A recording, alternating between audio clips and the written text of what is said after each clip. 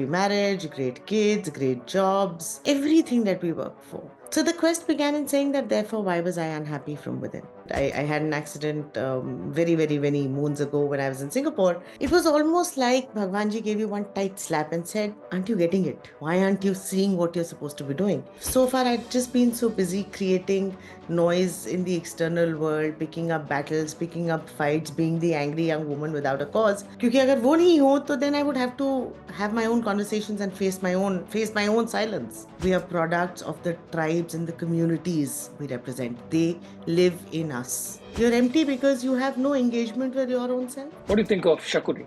Shakuni was that perfect chamcha who said, "Arey boss, tusi great ho." Somebody who's not fighting your battle, somebody who's not purpose aligned, somebody who has no ability to do the job that they're meant to do, but they exist because they suck up to the CEOs. Welcome, ladies and gentlemen, to the first podcast of MaxCity Voice of Words Thinkly Collaborative podcast. We'll have a series of this as we go forward, but let's start right at the beginning. And as if I would say that, let's start way behind time. And to discuss the time behind time or way behind time is Eika with us. If you start Googling Eika, the pages will go into more than 15. So that should tell you that she's very famous. She's had a dazzling corporate career, being a CEO of a future group company. And after her dazzling corporate stint, she turned towards life of wisdom, and that to ancient wisdom, and discovering the essence of ancient wisdom that can help us in the new age lives that we live. As we go along this podcast, we'll realize that there are so many examples that Eika will bring to life, which will make you think that, are you in the right job? Are you doing the right things? Is the life that you're living worth living, or the way you're living good to live, so on and so forth.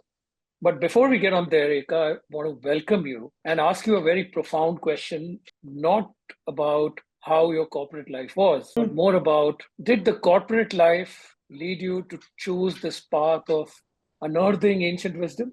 Or did you unearth ancient wisdom to make you give up the corporate life? Namaskar, Nikhil, and it's such a pleasure to be here, at this inaugural podcast session for this absolutely fabulous festival that we're all a part of and we're organizing together. And I'm very excited about that. And I somehow believe that that I think everything is predetermined, everything is prarabdha. I even think that this festival that we are bringing and that we're also excited about to bring to the world in terms of, both Max City and the Valley of Words, all of us coming together. Nikhil, all those beverages that we've shared over the last multiple months, racking our brains around this, I think all this is predetermined. And so, similarly, I truly believe that this journey that I am now on, which is this journey of mine of purpose, of grace, of wisdom, of just sheer gratitude, it was just always there in the making. I probably just needed to shed my baggages, my avarans, my coverings, my expectations, my battle, and just empty myself out and be able to embrace and accept it. So, till I was holding on to my ego, to my point to prove, to earning your respect and your love and uh, earning respect from the rest of the world, meeting those check marks that are part of our scripts as we are growing up. I think till I was doing that, I was in the corporate world. It got me respect, it got me fame, it got me experience, it got me money, it got me a life. I was trained for it. I am an MBA. It got me everything that I was supposed to have gotten out of the world that I imagined at 13. And then began the quest of, by the way, I mean, also, so first day, first slot, banks, multinational banks, um, actually everything, power, position, pesa, everything was there.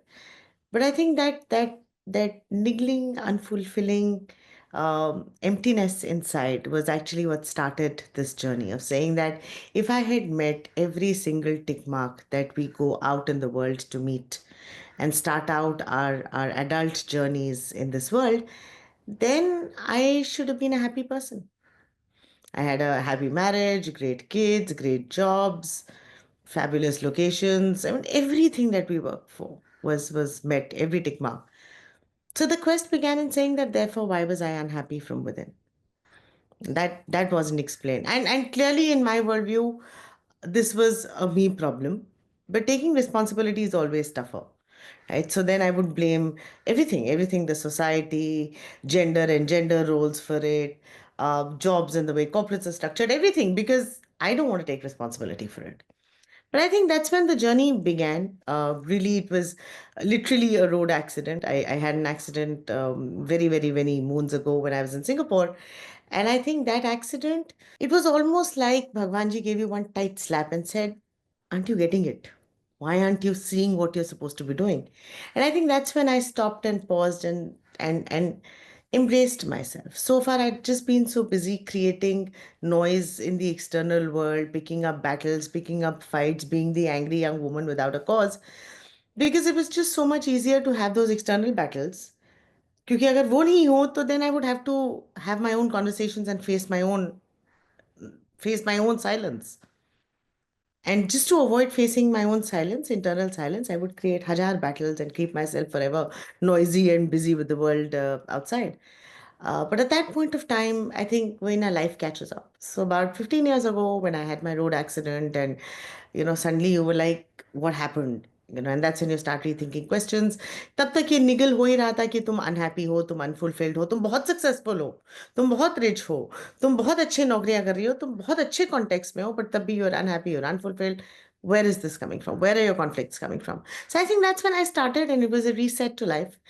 So that's when I stepped into what I call my second life. The first life was, of course, the dark ages, as I call them now, which were just angry and resentful and very upset with the world at large. The second life, which was the life of embracing, exploring, began after this accident, which is when I went hunting for these answers. And that's when I actually re-educated myself. So I went across to psychology and neurosciences and anthropology and sociology, just to figure out कि हमें समझता क्या है about the human mind. Who can give me my answers? And surprise, surprise, Nikhil, that's when I ended up with studying mythology. So I am a certified mythologist. And that was my introduction to those ancient scriptures, which honestly should have been a part of my upbringing, because they are our civilizational DNA. They are our blood memory. They live within us. And the moment I, went down that journey and started embracing myself and accepting myself and exploring myself and loving myself and figuring out why I was here, what did I want to do, what were my passions, etc., etc., etc., life became a much easier life. It became a far more fulfilled life. And that's how I stepped into my second life. And then, and I was blessed, like you rightly mentioned, I was blessed to be the CEO of one of India's largest skilling and employability companies. What's interesting, Nikhil, in that is that while I was chasing the world's narrative, I wouldn't have become the best version of myself. I wouldn't even have risen to the top, because some part of me was some part of that energy was actually held back in just resenting the world outside, right?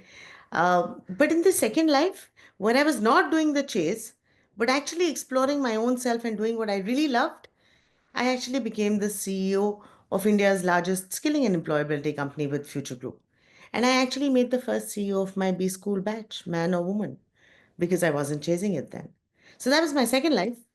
And then somewhere around that journey, about 5, 6 years ago, is when I transitioned to what I now call my third life. And this is a life of just grace and gratitude. It's very sahaj. There are no fears, there are no conflicts, there are no insecurities, there are no blacks and whites, no grays. It's just so beautiful. It's just this light of conscious clarity. It's just grace and sahaj and gratitude. So that's how Wow. Brit citizen came into the world of wisdom. Thanks so much. And really profound, your thoughts of transforming yourself from being a corporate citizen to a mythologist. मेरा एक ही सवाल है, एक का इतना knowledge लेके आप सो कैसे पाते हो? But that apart, Well, I must tell you this. I must tell you this. It's been ages since I spoke of this. But since you're talking about Sona, when this journey had just begun about 10, 12 years ago, and when you were suddenly, literally, it's like किसी ने ना धूल हटा दी थी ऊपर से. तो ऊपर से मतलब नॉट जस्ट ऊपर से बाहर से, बट अंदर भी, कि धूल हट गई थी. And I remember, Nikhil, I would see everything in HD. Everything was this bright pop of color. okay, including inside me, right? So I could see blood pulsing in my veins and my heart beating and stomach, and everything was so bright that actually जब मैं रात को सोती थी ना, I used to say भाई थोड़ा सा dim कर दो, you know, I really need this sleep right now because it was all so brightly lit up. I felt like I was somebody just lit this bright neon HD bulb inside of me. So you're right, it takes time to earn your sleep. Right. So, Eka, coming to the brass tacks of Huh. the podcast, and this question comes to my mind very often, and I'm sure it does to many of the people who live the real mundane corporate or work life. What is the relevance of such ancient wisdom or mythology to our lives today? We are not living in jungles. We No. don't have the similar family structures. We don't have those social structures. Our economic structures are different. Everything that we know today is different from what it was, say, 1,000, 5,000, 10,000 years back. Yes.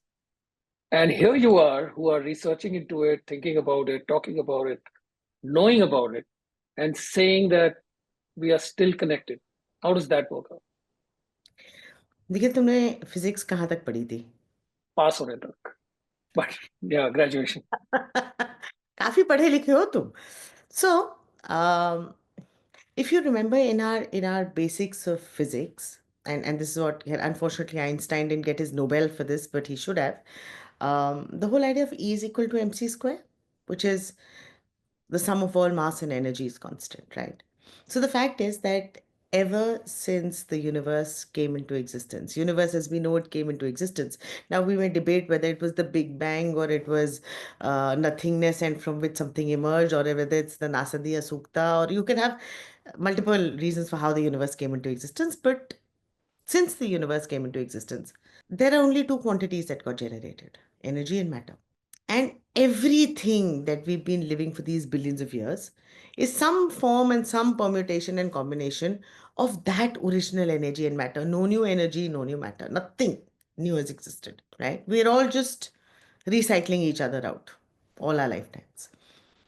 And so today, when you and I sit there occupying this Nama Rupa, this body, this life, we're not just reflecting our two parents or our four grandparents, but we are actually carrying within us, Nikhil, eons and millennia of civilizational memory. We are products of a civilization. We are products of our ancestors.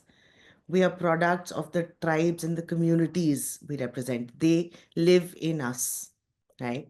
And if that's the case, then what we are deep within ourselves is actually our ancestral memory. So think about it. Of the five original civilizations, the Chinese, the Egyptian, original money ancient most, earliest civilization, Chinese, Indian, Egyptian, Persian, Meso, Middle Eastern. So Middle Eastern is your Assyrian, Sumerian, Babylonian, Mesopotamian, etc. And Mesoamerican, the Aztec, Incan, Mayan, etc. There are only two that have continued unbroken: the Chinese civilization in splendid isolation, and the Indian civilization in glorious amalgam. So both at the deepest, most personal level to us, what represents our truth is not what we learned, is not the schooling and the education and the degrees that we've acquired, or the scripts as we live them, but it is our root tribal civilizational memory, our blood DNA. That's at the personal level. And at the more civilizational tribal community level, the fact that this civilization that we belong to, this land that we belong to, has more than 5,000 years of documented history and more than 12,000 and 30,000 years of undocumented history. And it has survived, it has thrived. कुछ तो survival hack crack किया ही ना. So I truly believe that the wisdom that we had gives us more answers and has much deeper understanding of who we are as human beings. It's not meaningless. than we understand in the Western science today. And this, by the way, was also proven, and this got validated when about 10, 15 years ago, when I went around re-educating myself. The reason I landed up with the ancient scriptures was because I realized that our understanding of the human mind, its motivations, fears, insecurities, drivers, relationships, corporate structures, work structures, is very limited in the Western science as we know it. Whereas here we have we we have a very deep understanding of the human behavior, the human mind, the human existence, both in our relationship to ourselves. And by the way, that is what dharma literally is. Dharma is my way of life. Dhar, upholding, ma, me, my way of life. And dharma says कि हमारे जो spheres of influence होते हैं वो खुद के नहीं होते हैं. So we have our relationship with ourselves, which is Swadharma, our relationship with those around us, Aparadharma, and our relationship with the universe, with our tribes, our communities, the larger humanity, which is called Paradharma. And our understanding of those is much, much deeper, better, more comprehensive with these scriptures than it is in what we understand ourselves today.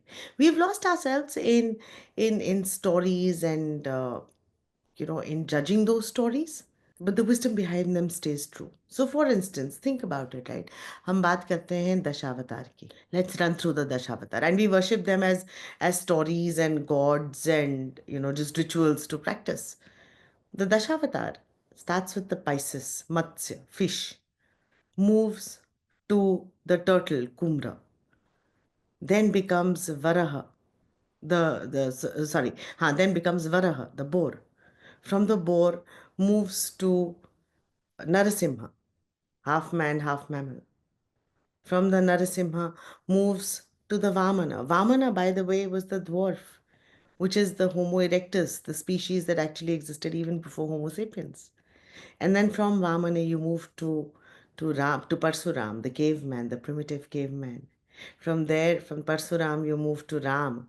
From Ram to Krishna, the intellectually evolved Krishna, to the spiritually evolved Buddha, to, of course, then there's Kalki, which is the absolute light of conscious clarity. Stop, pause, repeat. If this is not evolution, जब Darwin ने हमें ये बताया 200 साल पहले, तो हमने कहा अरे वाह, जब बंगाली में बोलते हैं ना, हम आकाश থেকে পড়ে গেলে, oh my god, my world is shaken. But we've had this as the story of the human evolution, and we've justified it at every stage. We speak about it in philosophies, we speak about its evolution, we speak about how we grow in it. So, and like this, there are multiple such instances. Today, when I find that every text I touch, and it just blows my mind with the level of its depth, its insight, and its solution giving. And nothing is preachy. Everything comes with a very practical life hack or solution. In fact, currently we're running a series, and this is a plug. We're actually running a series called the Gita on the Go on YouTube.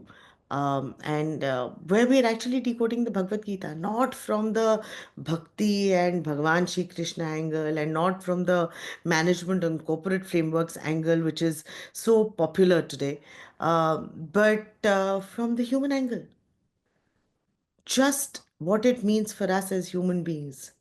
And ये questions जो तुम मुझसे पूछ रहे हो ना Nikhil, I wish I had read the Bhagavad Gita then, or I wish I had been educated on the Bhagavad Gita as a child. Our systems were designed for you to live at your resonance, to become your best version.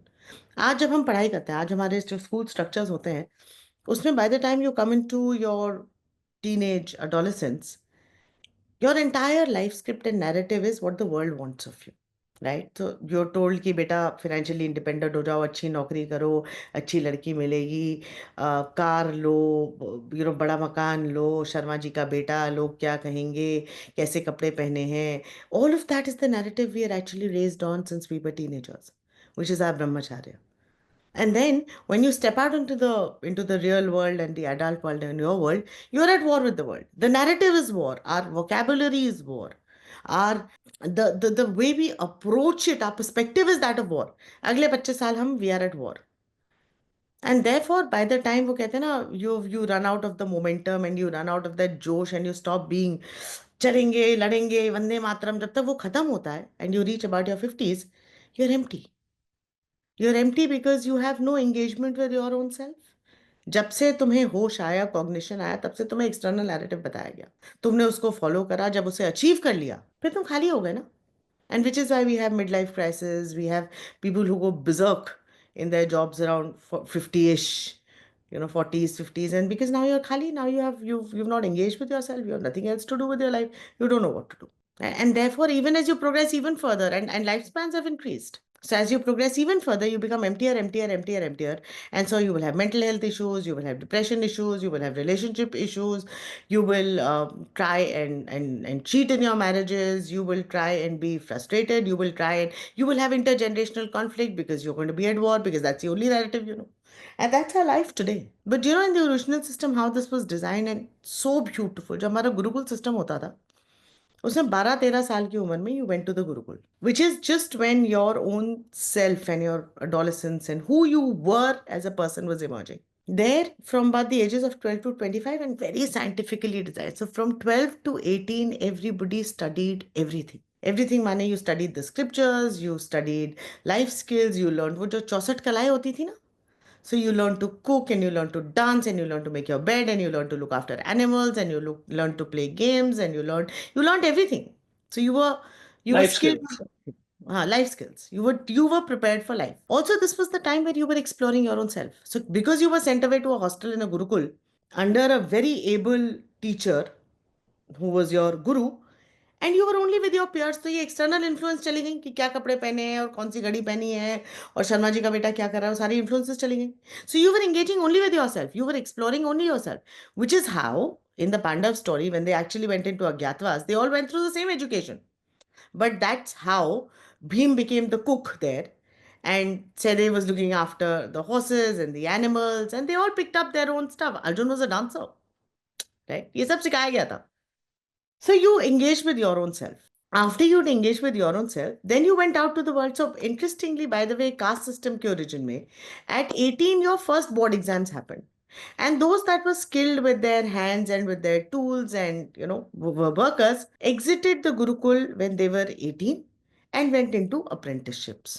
उसके बाद जो बच गए, उनका 20 years, at the age of 20, they had their second boards. At the second boards, you exited those that went into trade and commerce and then went out and apprenticed with them.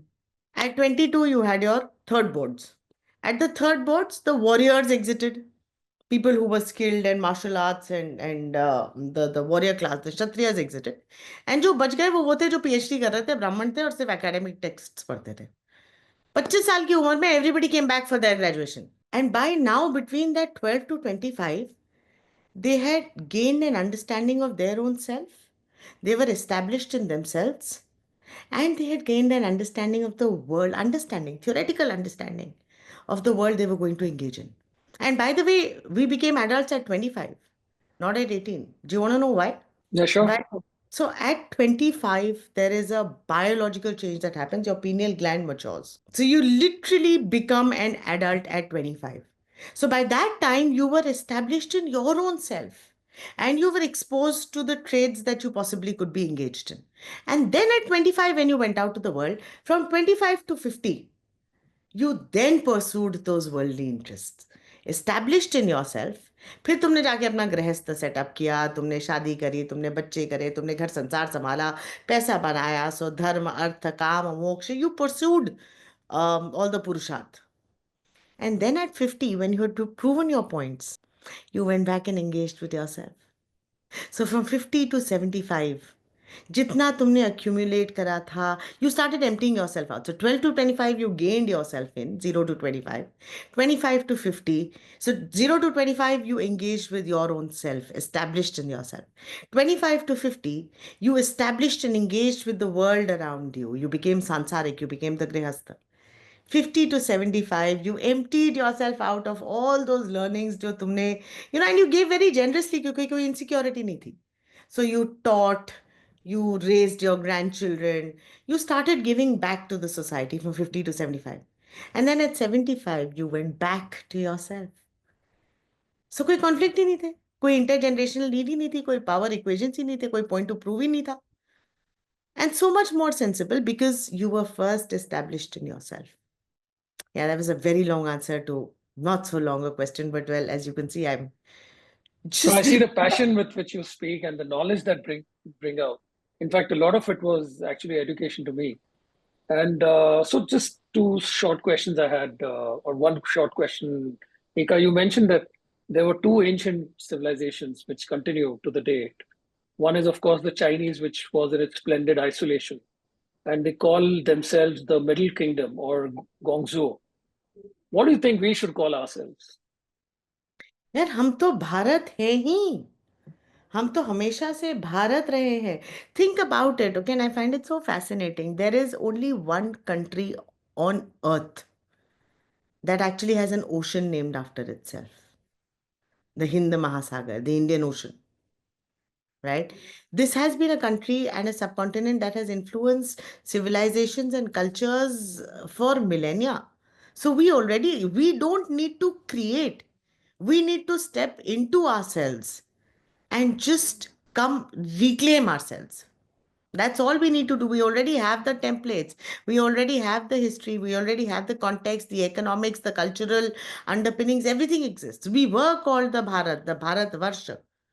In fact, do you know the word Hindu is not even our own? Right. Doesn't exist in our texts at all. We were the Sanatan Dharma. We were the land of the Bharat. So why? We don't need to create. We just need to reclaim. Fair enough, and Independence. I'll take that. That I think we already have a beautiful, well-established name. And other point which I thought I should bring out is English does not translate everything from our languages perfectly, and I think you elucidated that beautifully with the word dharma. Hmm. It has a completely different meaning to what English or the Western languages ascribe Hmm. it to be. I wanted to ask you, there's a lot of wisdom, and rightly you brought out that there's a lot of wisdom in our scriptures and in the times gone by. How do you comprehend it for today and apply it in our lives that we live today? Uh, I said it earlier that it's a very different life. It's a very different. I mean, there are different expectations. We are no longer in those four stages of life as you described. So, how do Hmm. you comprehend it, and how do you even organize your life or around it? And most importantly, how do you set it in place that it it has sort of a institutional or a social memory so that you can carry it forward? So and you're right, Nikhil. हमें हमें इस पे train नहीं किया गया. ये wisdom सब exist करता है मतलब like my husband who is as western educated and public school and as good academically as it gets, and he says now that he's exploring it, he says यार हमें बचपन में स्कूल में जब हमें पीटी कराते थे और जंपिंग जैक्स कराते थे तो योगा क्यों नहीं कराते थे स्कूल में. जब हम बायोलॉजी के फूड क्लासिफिकेशंस पढ़ते थे और हम प्रोटीन और कार्ब्स और विटामिन्स और फाइबर पढ़ते थे तो हमें क्यों नहीं सिखाया जाता था कि आयुर्वेदिक की बेसिक्स क्या हैं. And these are, and literally we have a whole science that's just about longevity and good health. That's really all it is, right? So I think that became my starting point. And like you rightly said, we've all been raised in this post-colonial democratic sovereign democratic nation of India for the last 4 decades, plus minus a few years that you and I exist. For me, I think the learning has been, or how I have now opened myself out, is that for every question, every thought, every idea, every engagement that I have, I go back into my texts and scriptures. Right. So for instance, let's take health, and that's deeply personal and true for all of us. Um, in any, by the way, not just Indian but any traditional system of medicine, the origin of all disease is at the emotional level. Remember, we went back matter and energy. Body is matter, it's just pure matter. Bhagavad Gita में हम कहते ही हैं कि we perform the sharira. It is just the effect, it's never a cause.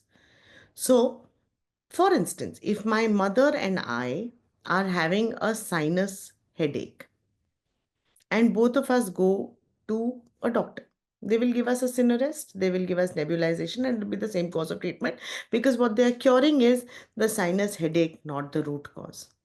But when I go back to any traditional healer, whether it's a Vaidya, whether it's a homeopath, whether it's Unani or Siddha, anywhere, their medicines and their course of treatment for my mother and my sinus will be very different.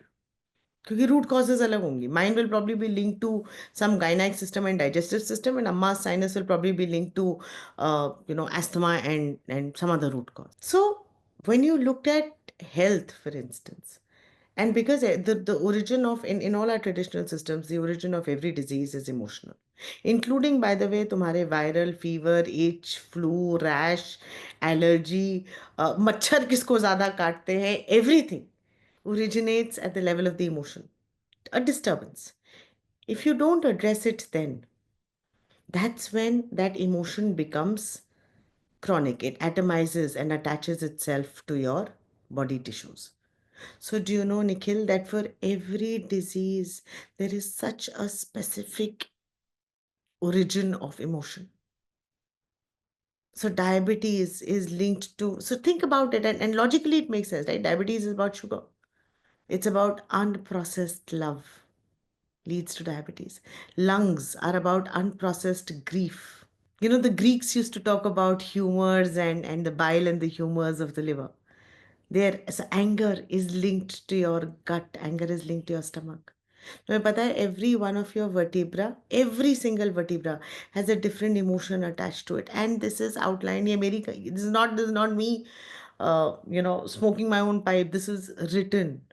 People with knee issues, think about it, eye issues.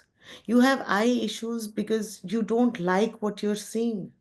And again, remember that understanding is so deep about the Ida and the Pingla and the left and the right, that your right eye, so our powers increase at different rates, right? You have different powers in two different eyes. That's because the right eye issues are linked to what you don't like, what you don't like seeing in the external world.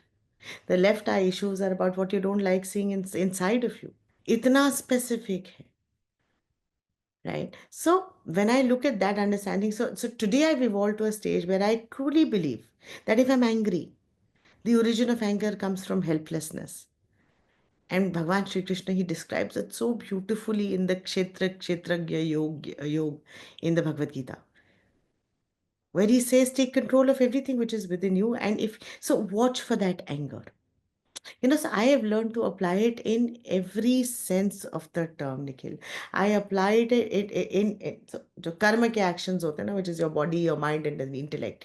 Everything you do, everything you feel, everything you think, in all your actions, in all your emotions, in all your thoughts, in all your relationships with yourself, with the me, mine, and mankind, with the Swadharma, Aparadharma, and Paradharma. I think the only thing that has really helped me bring it together is the understanding, is the awareness of my own self. That everything originates with you. मतलब दो जो हमारे महावाक्य होते हैं ना उपनिषद में, एक महावाक्य है तत्त्वम असि, that which you are, and I bow down to the divinity in you. And the second Mahavakya is Aham Brahmasmi. I am the infinite divine universe within myself. Now imagine the kind of responsibility that puts on you, because there's no counterparty. It's just you. You have nobody else to blame. You have no business being frustrated, irritated. And imagine destination कितना powerful है हमारा, जिसको हम कहते हैं ना manifest और unmanifest, and I won't get into technicalities, but हमारा जितना destination model है, that destination is towards सत चित आनंद. यही है तीन सत्य, which is what? Sat is truth or knowledge. Chit is consciousness. And Anand is bliss. If you're operating from any state that is not about truth, about consciousness, and about bliss, then कहीं पे तुम्हारे अंदर की कोई एक conflict है. और अगर हम इतनी सी बात समझ जाएं तो फिर everything else falls into place ना. And from there are such beautiful structures, Nikhil. In fact, right now, what we're working on, so after we finish with the Gita on the Go, the next series that we're releasing is actually called the Human Unlock Model. It builds up on psychology and neurosciences as we know it today, so nibbles at their edges and integrates it with Sankhya and from the Bhagavad Gita and with your basic physics of matter and energy to actually have a model of human existence that is based on awareness and is derived from those three pillars of karma, dharma, and the guna. So that's what's next. So I mean, my whole life is just it's a trip. Wonderful, wonderful, wonderful. The way you espouse it is amazing. It actually transforms the way a layperson would think. Ika, before we head into the last segment, I just thought I'll quiz you on a very different way. I'll give you names of personalities of the ancient past from the from the books, the ancient books that we read, and would like you to draw a parallel to the personalities which are relevant or who are present today, right? So I think it will be interesting not just for me but for also the Ah, viewers and ah, people on the group. You big good to go with that? territories, Nikhil, dangerous territories. Yeah, I think that'll just You spice know up what? things and I'm make it actually more going to take a interesting. different take at it. I will okay. You do give me the personalities and let me see how I can break them down into. So Chalo, we have to be a little conscious of yeah, time. done. Uh, so let's start with Lakshman. Ah, I like Lakshman actually. So which Lakshman are you talking about? Duryodhan's son Lakshman or Ram ke bhai Lakshman? Ram ke bhai Lakshman. Ram के भाई लक्ष्मण. सो in my world view हमारे ना तीन तरह के course होते हैं. हम या तो ब्रह्मा होते हैं, विष्णु होते हैं, महेश होते हैं. At our core we are either creators और प्रिजर्वर्स और डिस्ट्रॉयर्स. डिस्ट्रॉयर्स भी नहीं, disruptors. We rebirth. And we are motivated, each of us, by either Saraswati, which is knowledge, or Lakshmi, wealth, or power, which is the Durga, Shakti. So, in my worldview, the way I see Lakshman, I see him as the perfect, in today's context, as that perfect chief operating officer. He's the perfect general. So, these days, by the way, that's how I look at my life. When I look at a person and say, will I walk into a battle with them? And when I have a general, it's not about the intelligent or the brightest person, but it's a person who will fight my war. It's a person who will not second guess me. And by the way, in a different context, I was sharing with a friend of mine that you are somebody that would be the perfect general, the person I would walk into war with. You are Lakshman, if that helps. Who do you think in a more public space resonates to Lakshman's personality today? यार बाहर से जो दिखता है ना निखिल, हमें कोई idea नहीं है दरवाजे के पीछे क्या हो रहा होता है.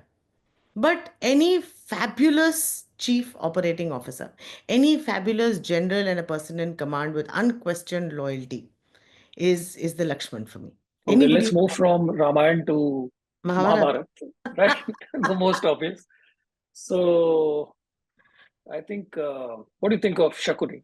Very good question. Because when we actually do this in our corporate leadership workshops and our facilitated workshops, we have this model called willingness and ability. Situational leadership model होता है willingness and ability. तो उसमें चार तरह के लोग होते हैं: unwilling and unable, M1s; willing but unable, N2 cutlets, M2s; able but unwilling, M3s; and able and willing, M4s. Right? Shakuni was a classic M1. Duryodhan न्यू तो विलिंग तो था ही नहीं, मतलब एबिलिटी तो थी नहीं, कोई वॉर तो लड़ी नहीं थी.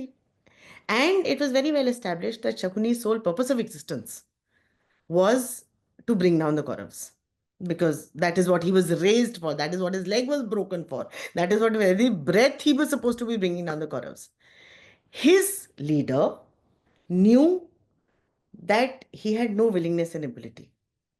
And yet, he was actually appointed the strategic advisor to the Kaurav army. So, Shakunis exist. Why do you think that was the case, by the way? Why do you think Duryodhan did that? Duryodhan knew all of this, and Duryodhan was not a fool. He was actually a very good warrior.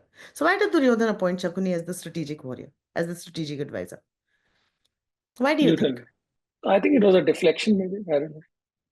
As a strategic advisor, that's a very critical role to hand over to somebody, who's not fighting a battle. Maybe he thought that Shakuni could see things that he himself could not. Good. Why did he think that? I don't know, Ika, you got to answer this. Shakuni fed into his insecurities. Shakuni was that perfect chamcha who said, "Arey boss, tusi great ho." He was the perfect sycophant. And that honestly is a bigger reflection on Duryodhan than it is on Shakuni. Somebody who's not fighting a battle, somebody who's not purpose aligned, somebody who has no ability to do the job that they're meant to do, but they exist because they suck up to the boss, to the CEOs, or they exist because they are the CEO's candidate in the bhanja and the bhatija. और इनका अपना use होता है. अगर शकुनी को strategic adviser ना बना के दुर्योधन ने उसको एक फुट सोल्जर बना दिया होता है, जाओ ये भाला लो और जाके मार के आ जाओ, वो would he have performed in that job? Of course he would have, उसमें तो कर ही लेता. So the existence of Shakunis is a reflection on the CEOs more than it is a reflection on the Shakuni. And yes, I can think of plenty of those people without naming them. I do have to say it's a That's a good formative one. experience, Nikhil. So the last one on this, we have to get some women in. So how about Mandodari? I love her. So we've actually written a book, by the way, and this is the second plug. So there's a book that my mother and I have written on the Panchkanya. It's in Hindi, available on Amazon, where we actually talk about these five characters: Tara, Draupadi, Kunti, Mandodari, and Ahalya. Mandodari की कहानी में बड़े ढेर सारे twist हैं. Okay, the primary twist of that is that Mandodari knew what Ravan was up to all the time.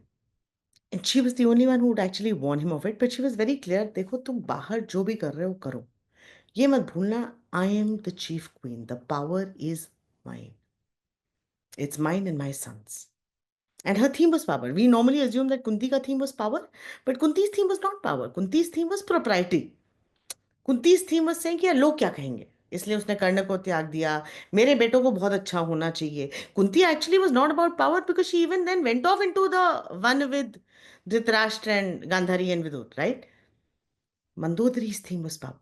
By the way, you know that Mandodari got married to Vibhishan after Ravan's death. So Mandodari actually got married to Vibhishan after Ravan's Wow, death.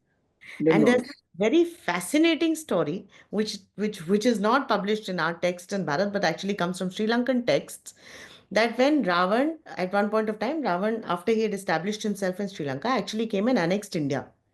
So he came up pretty much till the borders of Ayodhya, right? And then he went back. On his way back, Ravan he met Bali at Kishkinda, Bali of Bali and Sugriv fame, and Bali fatally wounded him.